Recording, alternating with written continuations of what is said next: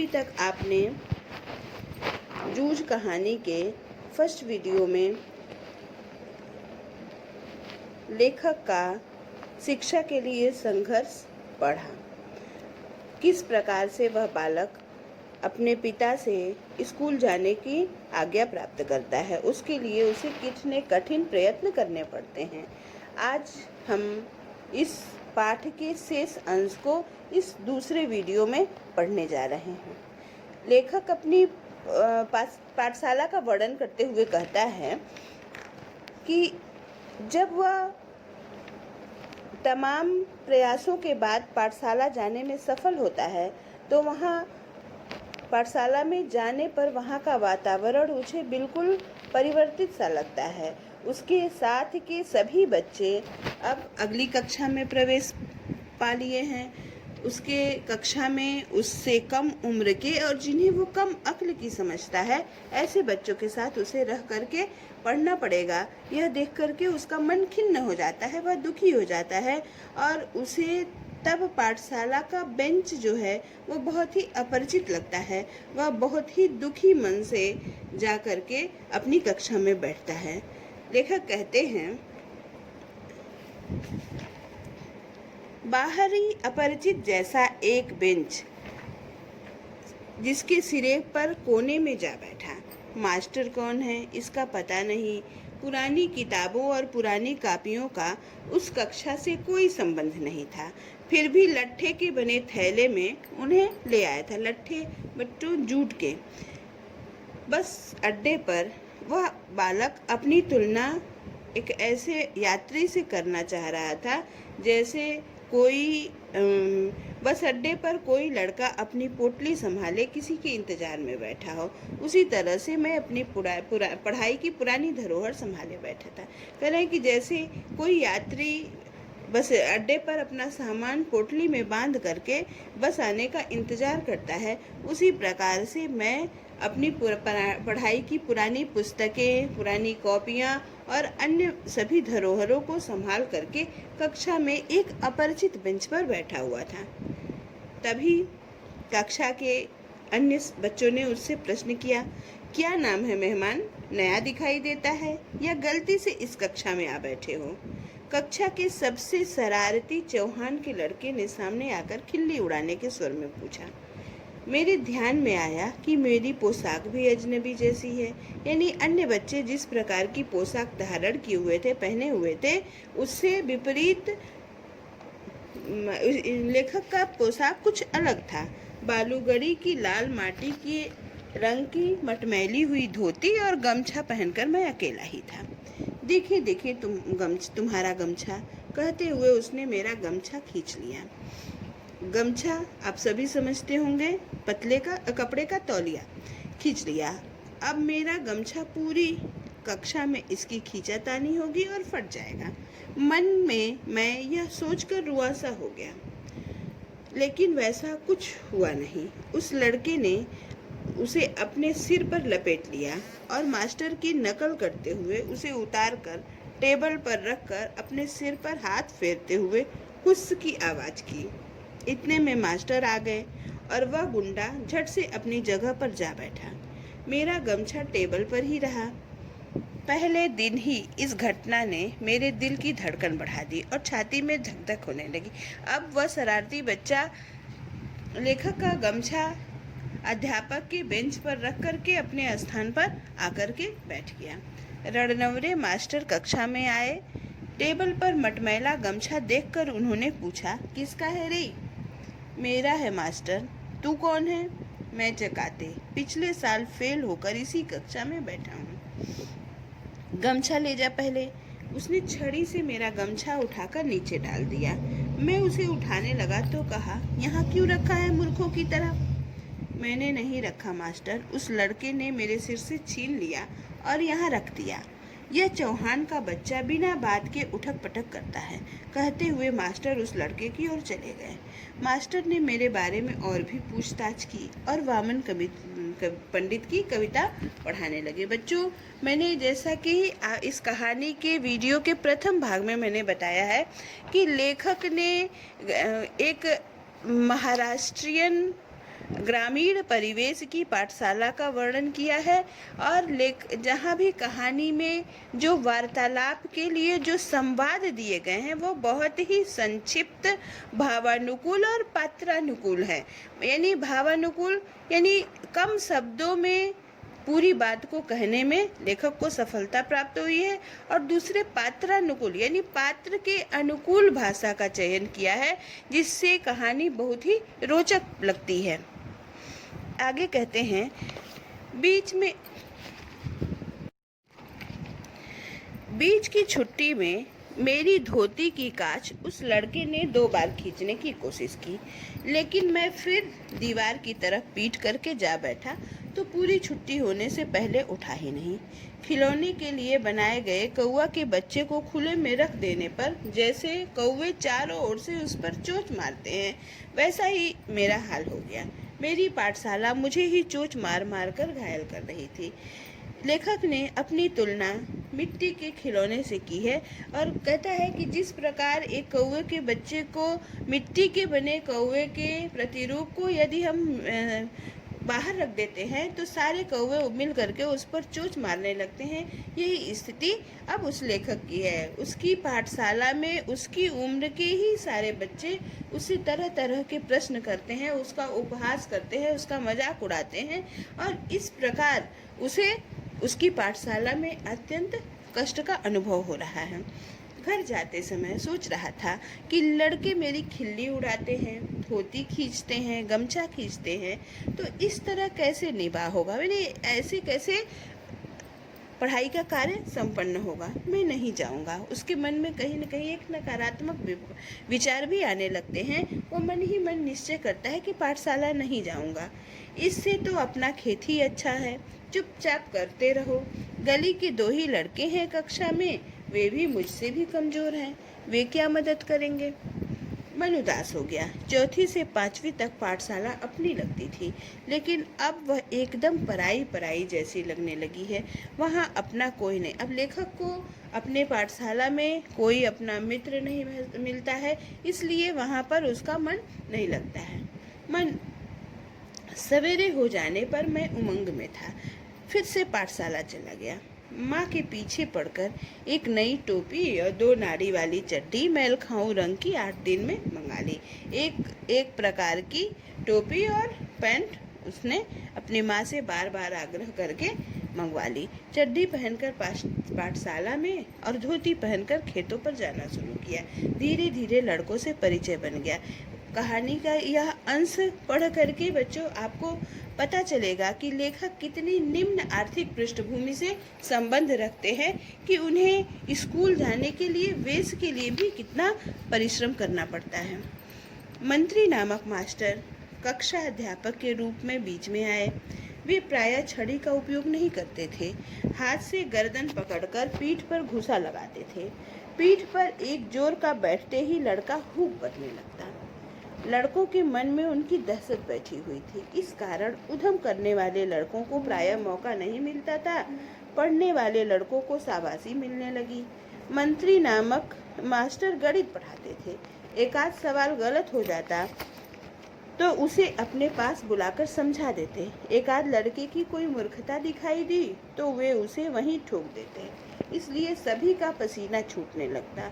सभी लड़के घर से पढ़ाई करके आने लगे। अब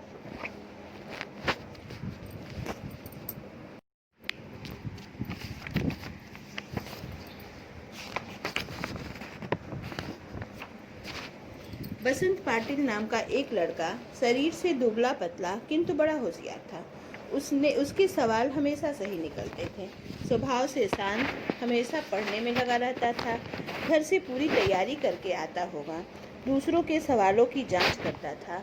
मास्टर ने उसे कक्षा मॉनिटर बना दिया था। हमेशा पहली बेंच पर बैठता, बिल्कुल मास्टर के पास। कक्षा में उसका सम्मान था। मुझे यह लड़का मेरी अपेक्षा छोटी उम्र का लगता था। मैं उससे पहले ही 5वीं में पहुंच गया था। गलती से पिछड़ गया हूँ, इसलिए मास्टर को कक्षा की मॉनिटरी मेरे हाथ में सौंपनी चाहिए, मुझे ऐसा लगता था। दूसरी ओर यह भी लगता कि मुझे 2 महीने में 5वीं की पूरी तैयारी करके अच्छी तरह से पास होना है। कक्षा में दंगा करना और पढ़ाई की उपेक्षा करना मेरे लिए मुनासिब नहीं। हम तो इस कक्षा में ऊपरी हैं, यह नहीं भूलना चाहिए। बच्चों, लेखक की समझदारी इन पंक्तियों से प्रदर्शित होती है। वह बालक हमेशा स्मरण रखता है कि वह इस कक्षा में उसके कम उम्र के बच्चे हैं और मुझे इससे आगे की कक्षा में होना चाहिए, इसलिए मुझे समूचा ध्यान पढ़ाई पर लगाना चाहिए, जिससे कि मुझे इस कक्षा को 2 महीने में ही तैयारी करके आगे निकलना है। इन सब बातों के कारण मेरा सारा ध्यान पढ़ाई की ओर ही रहा और वसंत पाटिल की तरह ही पढ़ाई का काम करने लगा। मैंने अपनी किताबों पर अखबारी कागज के कवर चढ़ा दिए, अपना बस्ता व्यवस्थित करने लगा। हमेशा कुछ न कुछ पढ़ने बैठता था। उसे यदि कक्षा में कोई शाबाशी का काम किया तो मैं भी दूसरे दिन वैसा ही कुछ करने लगा। मन की एकाग्रता के कारण गणित झटपट समझ में आने लगा और सवाल सही होने लगे। कभी कभी बसंत पाटिल के साथ साथ एक तरफ से वह तो दूसरी तरफ से मैं लड़कों के सवाल जांचने लगा। इसी के कारण मेरी और बसंत की दोस्ती जम गई। एक दूसरे की सहायता से कक्षा में हम अनेक काम करने लगे। मास्टर मुझे आनंदा कहकर पुकारने लगे। मुझे पहली बार किसी ने आनंदा कहा था। माँ कभी आनंदा कहती, परंतु बहुत कम। मास्टरों के इस अपनेपन के व्यवहार के कारण और वसंत की दोस्ती के कारण पाठशाला में मेरा विश्वास बढ़ने लगा।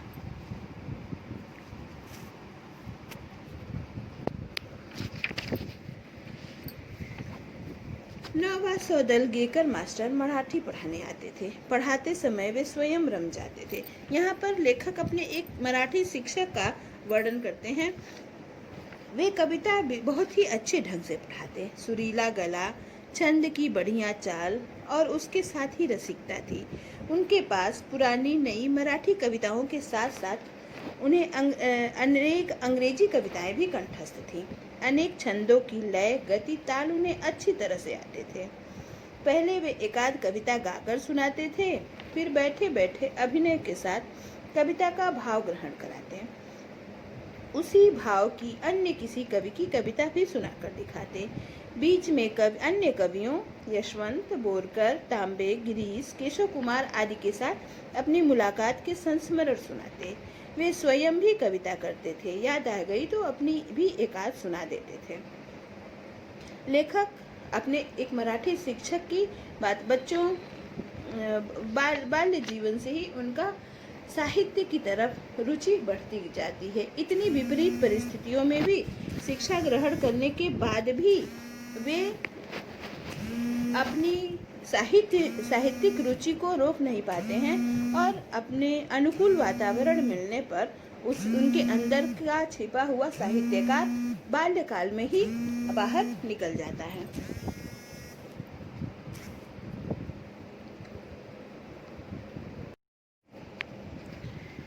यह सब सुनते हुए, अनुभव करते हुए मुझे अपना भान ही नहीं रहता। भान मतलब अपने अस्तित्व का बोध।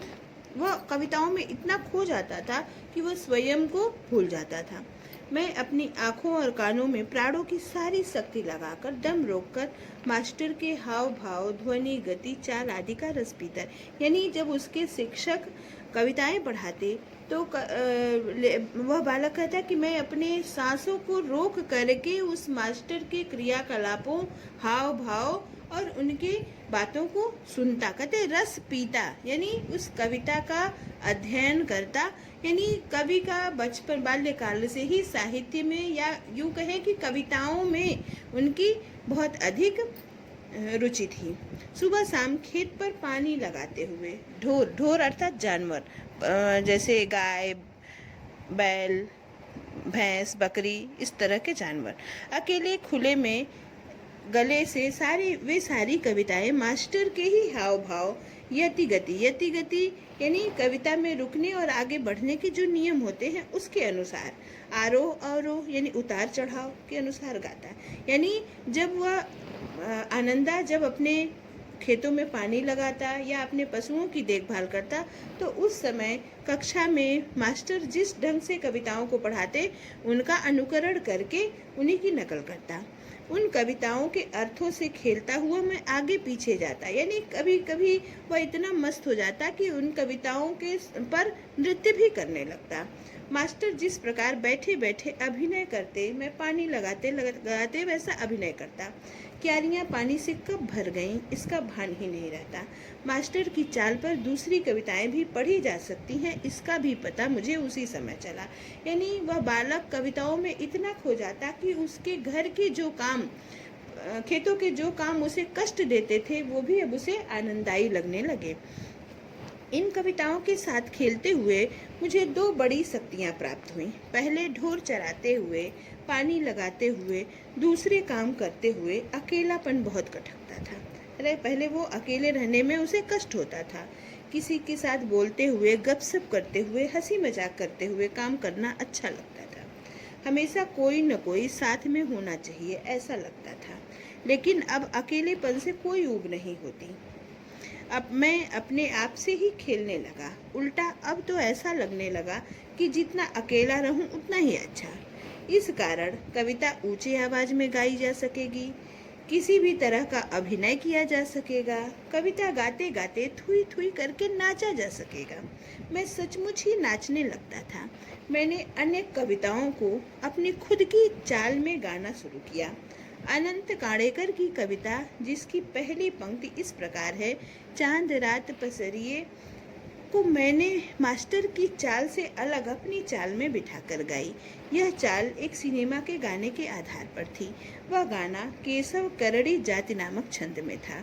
उस कविता को मैं मास्टर की अपेक्षा ज़्यादा अभिनय के साथ गाता था। बच्चों, उस बालक की कविता में इतनी रुचि हो गई कि वह अध्यापक द्वारा गाई गई कविताओं को अपने फिल्मी धुनों पर बना करके गाता और उसे लगता कि उसके द्वारा गाई गई कविताएं ज़्यादा रोचक हैं और कक्षा में उसको अध्यापक द्वारा प्रोत्साहन भी प्राप्त होता। कभी कभी उसके द्वारा बनाए गए कोई धुन पर जो कविताएं होती, उसे मास्टर उसे बुला करके कक्षा के अन्य बच्चों या दूसरी कक्षा के बच्चों के सामने भी प्रस्तुत कराते, जिसके कारण कविता रचना में उसकी रुचि और भी बढ़ गई।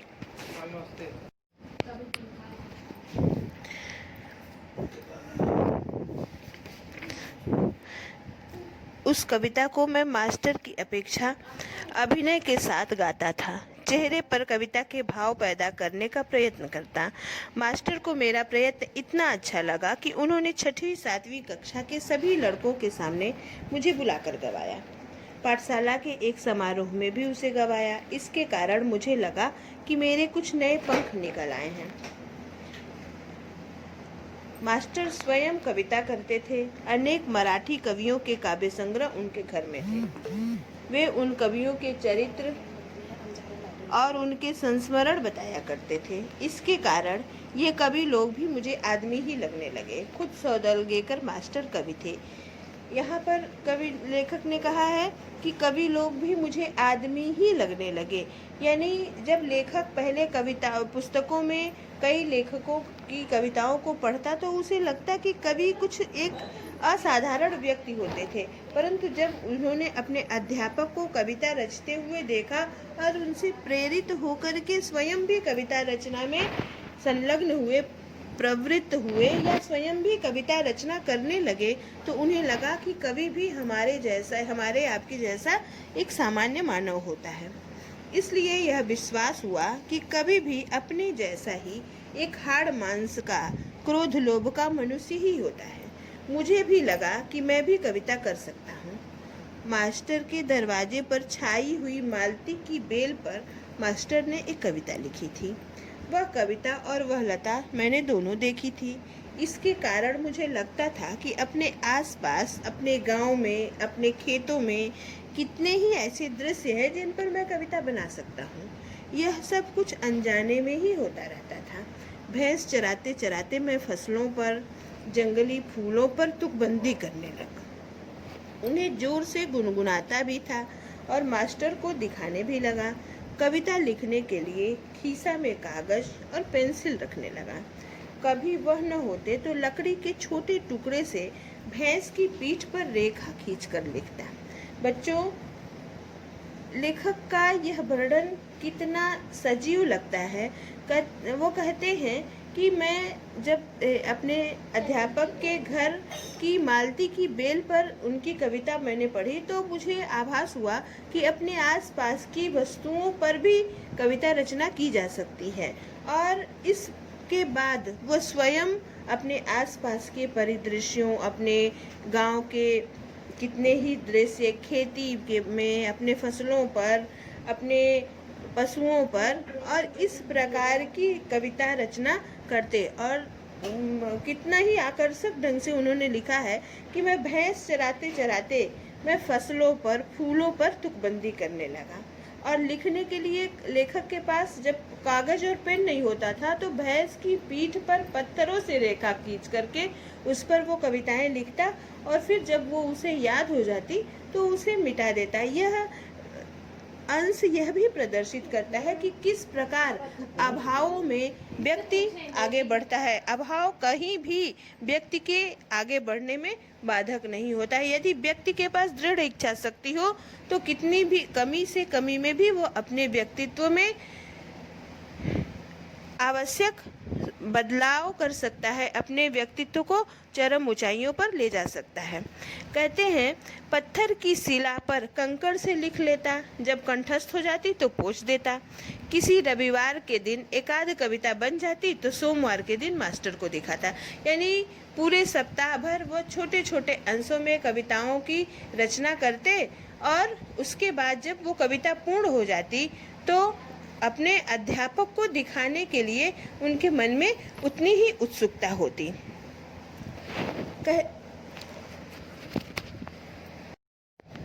वे आगे कहते हैं, बहुत बार तो सवेरा होने तक धीरज छूट जाता और मैं रात को ही मास्टर के घर जाकर कविता दिखाता। वे उसे देखते और शाबाशी देते। फिर कभी कभी तो कविता के शास्त्र पर एक पूरी महफिल हो जाती। बोलते बोलते मास्टर बताते कवि की भाषा कैसी होनी चाहिए, संस्कृत भाषा का उपयोग कविता के लिए किस तरह होना चाहिए, छंद की जाति कैसे पहचाने, उसका लयक्रम कैसे देखें, अलंकारों में सूक्ष्म बातें कैसे होती हैं, अलंकारों का भी एक शास्त्र होता है, कवि को शुद्ध लेखन करना क्यों जरूरी है, शुद्ध लेखन के क्या नियम हैं, आदि अनेक विषयों पर वे सहज बातें बताते हैं। लेखक जब अपने अध्यापक के यहाँ जाता तो वहाँ कविता रचना के लिए आवश्यक कौन कौन से तत्व होते हैं, कवि को किन किन पक्षों पर ध्यान देना चाहिए, इन सब पर एक उनकी चर्चा होती। और चर्चा के बाद लेखक को अलंकारों का क्रम, छंदों के बारे में, संस्कृत का शुद्ध लेखन किस प्रकार किया जाता है, इन सब की जानकारी देती। और इस प्रकार शिक्षक के साथ वार्तालाप करने से उनके और उनके शिक्षक के बीच में एक आत्मीय संबंध बन गया था, जिसको लेखक कहते हैं कि उनके प्रति मुझे अपनापा मतलब अपनेपन का अनुभव होता था। वे मुझे पुस्तक देते, अलग अलग प्रकार के कविता संग्रह देते। उन्होंने कई नई तरह की कविताएं सुनाई तो लगा मैं इस ढर्रे पर कविता बनाऊं। फिर तो सारे दिन उस दिशा में मेरी कोशिश चलती रही। इन बातों से मैं सौदागर मास्टर के बहुत नज़दीक पहुंच गया था और जाने अनजाने में मेरी मराठी भाषा सुधरने लगी थी। उसे लिखते समय मैं बहुत सचेत रहने लगा, अलंकार, छंद, लय आदि की सूक्ष्मता से देखने लगा, शब्दों का नशा चढ़ने लगा और ऐसा लगने लगा कि मन में कोई मधुर बाजा बज रहा है। बच्चों, इस प्रकार इस पाठ में आप आरंभ से अंत तक देखिए, उस बालक का जीवन वृत्त आपको संक्षिप्त रूप में प्राप्त होता है। बच्चों, वह बालक किस प्रकार शिक्षा के लिए संघर्ष करता है, पाठशाला जाने के लिए किस प्रकार अवसर उपलब्ध होते हैं उसे, और पाठशाला जाने के बाद अपने मित्रों सहपाठियों के साथ किस प्रकार सामंजस्य स्थापित करता है, और उसके पश्चात साहित्य लेखन के प्रति उसकी अभिरुचि या जिज्ञासा या उसकी इच्छा अपने एक मराठी अध्यापक के संपर्क में आने से होती है, और मराठी अध्यापक के प्रोत्साहन से उसके अंदर कविता रचना की क्षमता विकसित हो जाती है। और वही बालक आगे चल कर के प्रख्यात उपन्यासकार, श्रेष्ठ साहित्यकार आनंद यादव के नाम से प्रसिद्ध होते हैं। तो बच्चों, व्यक्ति की इच्छा शक्ति के आगे आप उस बालक की प्रारंभिक जीवन की परिस्थितियों को देख करके मूल्यांकन कर सकते हैं कि क्या वह बालक इतनी निम्न आर्थिक पृष्ठभूमि में रहते हुए, ग्रामीण परिवेश में रहते हुए ऐसे साहित्य का सृजन कर सकता है जो साहित्य अकादमी पुरस्कार से पुरस्कृत किया जा सकता है। तो व्यक्ति के अंदर असीम संभावनाएं निहित हैं और बस आवश्यकता है हमें उन सभी संभावनाओं को पहचानने की और उसके अनुसार कार्य करने की। तो बच्चों, इस प्रकार एक बालक के संघर्ष की यह कथा जूझ नामक एक लघु उपन्यास में आनंद यादव ने लिखी है, जो आज मैंने आपको 2 वीडियो के माध्यम से आप सभी को पढ़ाया। धन्यवाद।